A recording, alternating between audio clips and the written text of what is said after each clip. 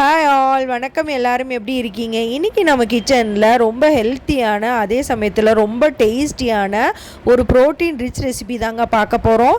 இதுக்கு 2 கப் அளவு பச்சை பயிர் எடுத்திருக்கேன். அதை நல்லா 2-3 டைம் நல்லா வாஷ் பண்ணிவிட்டு ஓவர் நைட் ஊற வச்சுருங்க.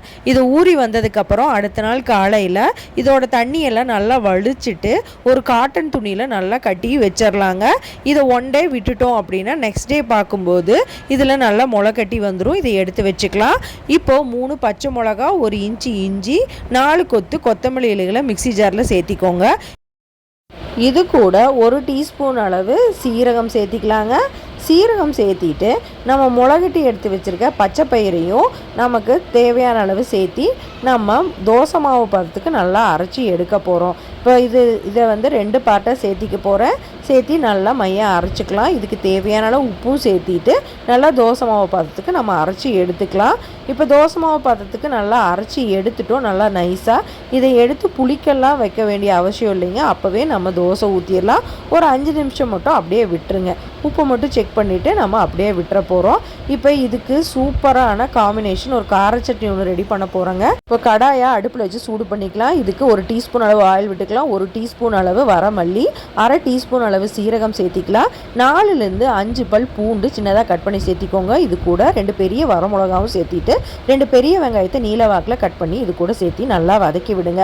இப்போ தேவையான அளவு உப்பு சேர்த்தி நல்லா வதக்கணும்னா நம்ம சீக்கிரம் வதங்கி வந்துடும். தேவையான அளவு கல்லுப்பு சேர்த்தி நல்லா வதக்கி விடுங்க. இது நல்லா வதங்கி வந்ததுக்கப்புறம் 2 பழுத்த தக்காளி இது கூட சேர்த்திட்டு நல்லா வதக்கி விடுங்க. இது நல்லா வதங்கி வரட்டுங்க. இது வதங்கி வரும்போது 2 கொத்து கருவேப்பிலை இலைகளை நம்ம இது கூட சேர்த்திக்கிறோம்.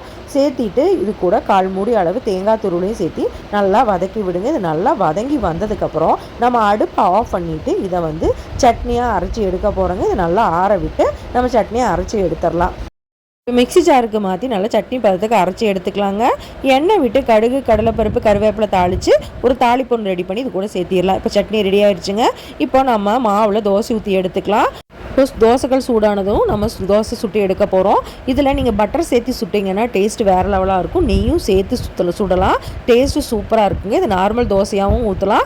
இது கூட நம்ம சின்ன சின்ன வெங்காயத்தை சின்ன சின்ன பீஸாக கட் பண்ணி வெங்காய தோசை மாதிரியும் சுட்டு எடுத்தோம்னா டேஸ்ட்டு அல்டிமேட்டாக இருக்குங்க. பச்சைப்பயிறு தோசை என்னோடய ஸ்டைலில் சூப்பராக ரெடி ஆயிடுச்சு. இதுக்கு கார சட்னி, தேங்காய் சட்னி எல்லாமே சூப்பரான காம்பினேஷன். இன்றைக்கி நம்ம கார சட்னி தான் செஞ்சுருந்தோம். அதுவும் டேஸ்ட்டு அல்டிமேட்டாக இருக்குங்க. எப்போ நார்மல் தோசை சுட்டு கொடுக்குறதுக்கு இந்த மாதிரி கொஞ்சம் டிஃப்ரெண்ட்டாக செஞ்சு கொடுக்கும்போது டேஸ்ட்டும் சூப்பராக இருக்கும். குழந்தைகளுக்கும் ரொம்ப ஹெல்த்தியான ஃபுட்டுங்க. கண்டிப்பாக ட்ரை பண்ணி பாருங்கள். நீங்களும் செஞ்சு பார்த்துட்டு பிடிச்சிருந்தா லைக் பண்ணுங்கள், ஷேர் பண்ணுங்கள், சப்ஸ்கிரைப் பண்ணுங்கள். தேங்க்ஸ் ஃபார் வாட்சிங்.